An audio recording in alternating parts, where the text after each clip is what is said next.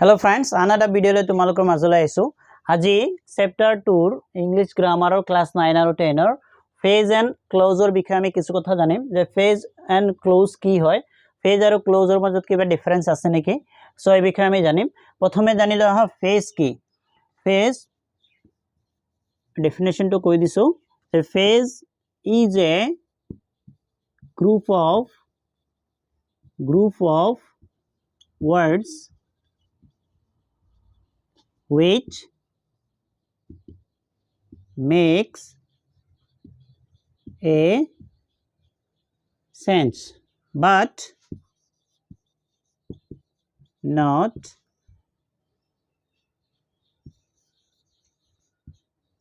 full meaning. But not full meaning or complete sense. Full meaning or complete sense. Phase ke phase is a group of words. Kisuman শব্দৰ সমষ্টি দুটা বা তাতকৈ বেছি হ'ব যে কিছুমান শব্দৰ সমষ্টি যি কি কৰে which makes যে কি কৰে প্ৰকাশ কৰে কি প্ৰকাশ কৰে a sense এটা অৰ্থ প্ৰকাশ কৰে but not কিন্তু প্ৰকাশ নকৰে কি নকৰে full meaning or complete sense একেবাৰে সম্পূৰ্ণ অৰ্থ প্ৰকাশ কৰিব নোৱাৰে এটা কথা মনত ৰাখিব লাগিব যে phase-ত কি না থাকে finite verb there is no finite verb আৰু কি না থাকিব subject না থাকিব phase-ৰ মাজত কোনো ধৰণৰ finite verb না থাকে subject না থাকিব so phase কিছুমান শব্দৰ সমষ্টি phase হল কিছুমান শব্দৰ সমষ্টিয়ে যি কি কৰে এটা অৰ্থ প্ৰকাশ কৰে কিন্তু সম্পূৰ্ণ অৰ্থ প্ৰকাশ কৰিব নোৱাৰে সো উদাহৰণ লৈছো উদাহৰণৰ সৈতে বুজিলে অলপ কনসেপ্টটো ইজি হ'ব এটা উদাহৰণ লৈছো যে please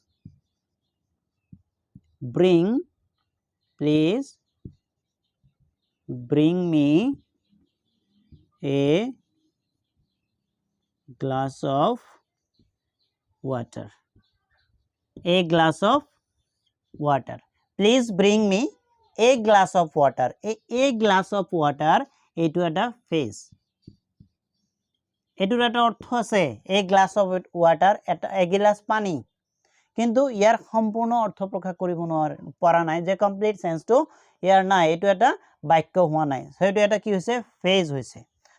আন এটা एग्जांपल লৈছো যে he do not know how to swim he do not know how to swim এটা how to swim এটা তিনটা কি আছে শব্দ আছে এই তিনটা শব্দ মিলি কি হৈছে এটা ফেজ হৈছে আন এটা एग्जांपल লৈছো যে the man sat on the wall এটো তিনটা ওয়ার্ড আছে সো এটো এই শব্দ সমষ্টি কি হ'ব ফেজ ইয়াত কি নাই কোনো ধৰণৰ ফাইনাইট ভাৰ্ব নাই আৰু সাবজেক্ট নাই সো এটো কি হ'ব ফেজ হ'ব এতিয়া আমি সেকেন্ড পার্ট হলয় ক্লোজ কি ইয়াৰ আগৰটো ভিডিওত মই ক্লোজ সম্পৰ্কে আলোচনা কৰিছিলো যে ক্লোজ কি হয় close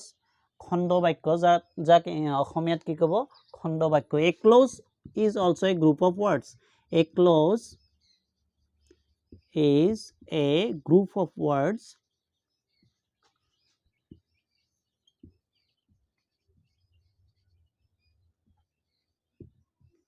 within a bigger sentence clause is also a group of words within a bigger sentence এটা ডাঙৰ বাক্যত ক্লোজ হল কিছুমান শব্দৰ সমষ্টি যি কি কৰে which have যাৰ থাকিব কি থাকিব a finite verb and a subject আৰু এটা কি থাকিব আৰু লগতে থাকিব it carry full meaning carrying full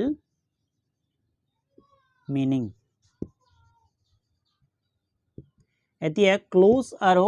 ফেজৰ মাজত ডিফাৰেন্সটো এই ডেফিনেশ্যনৰ পৰা আমি গম পাইছোঁ যে clause is a group of words ক্লোজো কিছুমান শব্দৰ সমষ্টি কিন্তু এই শব্দটো শব্দবোৰ ক'ত থাকিব উইদিন এ বিগাৰ সেন্টেন্স এটা ডাঙৰ বাক্যত থাকিব আৰু এই ক্লোজটোত কি থাকিব হ্যাভ এ ফাইনিট ভাৰ্ব এটা ফাইনিট ভাৰ্ব থাকিব এন্ড এ সাবজেক্ট আৰু সাবজেক্টও থাকিব আৰু কি হ'ব কেৰিং ফুল মিনিং আৰু এই ক্লোজটো যে থাকিব ক্লোজৰ এটা সম্পূৰ্ণ অৰ্থ থাকিব সো এটা এক্সাম্পল লৈছো এক্সাম্পলৰ জৰিয়তে গোটেইখিনি কথা ক্লিয়াৰ হ'ব যে Ram is a boy and Geeta is a girl. এতে সব Ram is a boy এটো এটা ক্লোজ হয় and এটা কনজাংশন আৰু Geeta is a girl এটো এটা ক্লোজ হয়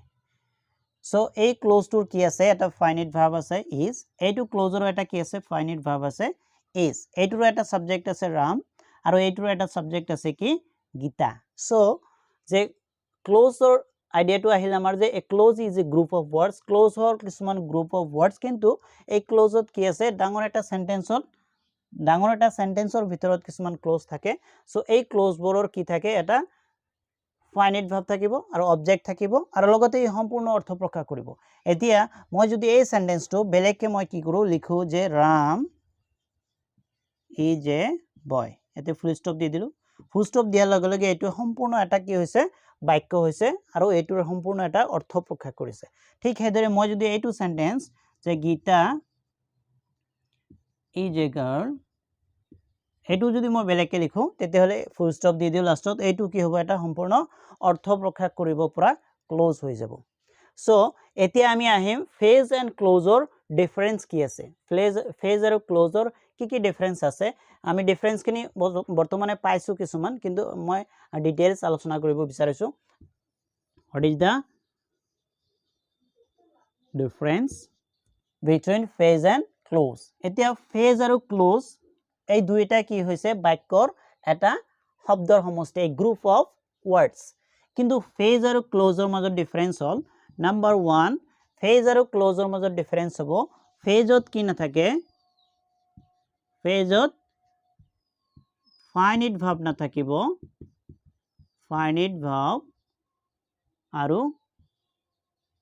সাবজেক্ট নাই phaseত কি না থাকিব ফাইনিট ভাৰ্ব আৰু সাবজেক্ট নাই কিন্তু বাট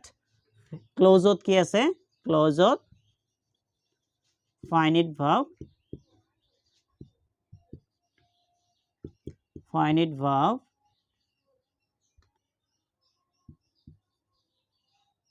and subject থাকিব থাকে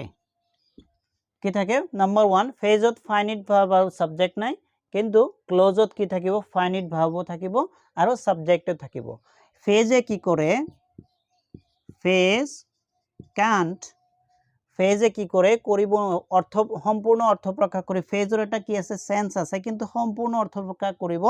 নোৱাৰে phase cannot make complete sense but কিন্তু কি কৰে ক্লোজে সম্পূৰ্ণ অৰ্থ প্ৰকাশ কৰিব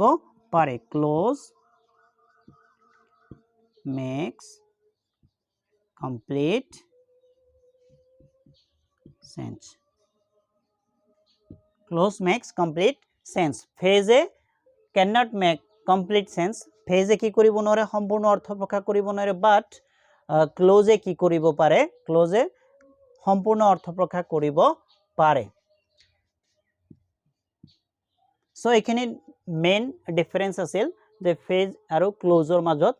এইখিনি ডিফাৰেন্স থাকিব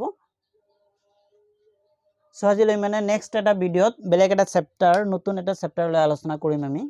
ক্লাস 9 10 ৰ আজিলৈ মানে থ্যাংক ইউ